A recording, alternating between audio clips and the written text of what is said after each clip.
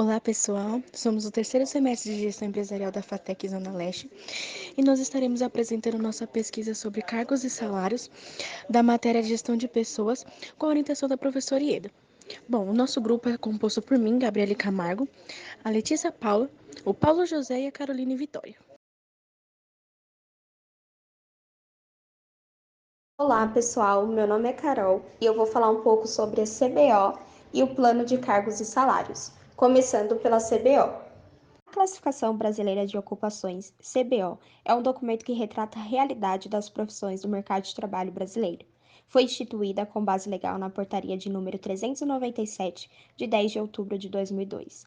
A CBO tem por filosofia sua atualização constante, para expor, com a maior fidelidade possível, as diversas atividades profissionais existentes em todo o país, sem diferenciação entre as profissões regulamentadas e as de livre exercício profissional. A CBO tem o reconhecimento no sentido classificatório da existência de determinada ocupação e não da sua regulamentação. Seus dados alimentam as bases estatísticas de trabalho e servem de subsídio para a formulação de políticas públicas de emprego. Os trabalhadores sentem-se amparados e valorizados ao terem acesso a um documento elaborado pelo governo que identifica e reconhece seu ofício, proporcionando uma maior visibilidade, um sentimento de valorização e de inclusão social. A atualização da CBO ocorre, em geral, anualmente e tem como foco revisões de descrições que englobe todos os setores da atividade econômica e segmentos do mercado de trabalho. Olá, meu nome é Paulo José e agora eu vou falar um pouquinho sobre a palavra cargo. Esta palavra pode ser definida como um conjunto de tarefas e responsabilidades dentro de uma organização. Como exemplo, temos o profissional de administração, que tem como objetivo maximizar o uso dos recursos disponíveis de forma que um maior número de pessoas possa ser beneficiado. Esta palavra também está presente no latim vulgar em relação à palavra carros, mercadoria a ser transportada ou peso. Por extensão, é um posto numa hierarquia que implica em responsabilidades, também aplicado de forma evolutiva ao campo do transporte, influenciando em carruagem e carreira, determinando uma raiz no indo-europeu, kers, por corre, através do qual surge a referência na língua gaulesa para a palavra carros. Olá, pessoal. Meu nome é Gabriele e eu vou falar um pouquinho sobre o que vem a ser salário e a sua origem etimológica. Salário é apenas o valor que o empregado recebe pela sua prestação de serviços em decorrência de contrato de trabalho, e é o valor apresentado na carteira de trabalho.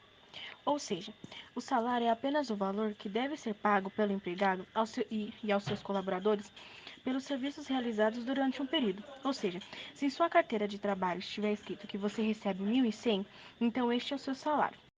A origem etimológica da palavra salário está ligada diretamente ao Império Romano, pois a palavra originou-se do latim salário.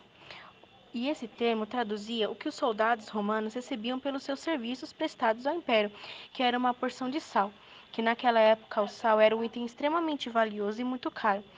E este produto, ele tinha três funções primorosas e muito valorizadas, como a cicatrização de machucados e ferimentos, melhoria de sabor dos alimentos de forma em geral e conservação de alimentos, especialmente carnes. E esse tipo de pagamento durou por todo o Império Romano cerca de 5 séculos. Meu nome é Letícia e dentro do tema cargos e salários eu vim explicar para vocês primeiro se é necessário ter uma política de cargos e salários implantada a partir do momento que a empresa cresce. Então vamos lá. A necessidade da implantação de uma política de cargos e salários vem durante todo o desenvolvimento da empresa, principalmente seu processo de crescimento. Afinal, oferecer esse tipo de política torna-se uma opção para reter talentos para a empresa, tornando a gestão ainda mais eficiente. Diante de um mundo corporativo cada vez mais dinâmico, saber qual tipo de colaborador que a empresa deseja manter no seu quadro de funcionários é fundamental para a produtividade. Se o perfil for de um colaborador capaz, proativo, inovador e engajado com a missão da empresa, ele também precisa de incentivos para se sentir atraído a ficar no trabalho, porque a concorrência no meio empresarial é grande. Portanto, a implantação desse tipo de estratégia, que gera comprometimento de ambos os lados, sendo gerenciada pelo setor de recursos humanos, serve para realizar um bom plano de cargos e salários, e é preciso coletar informações sobre a empresa e o mercado, descrevendo cada cargo e os seus respectivos salários, bem como a competitividade das remunerações. Sendo assim, nós podemos dizer que a política é de extrema importância durante o crescimento da empresa, porque quando ela deseja manter seu quadro de funcionários parecido com a missão e manter seus colaboradores motivados a continuar trabalhando e dedicando-se aos seus cargos. Agora, o que é a descrição de cargos? Quando bem desenvolvida, é uma atividade que deixa claro os serviços que estão sendo relacionados à empresa, tornando possível perceber quais são as suas aspirações, ambições mercadológicas e como a empresa atua em relação aos conceitos do desenvolvimento de carreira e do crescimento interno.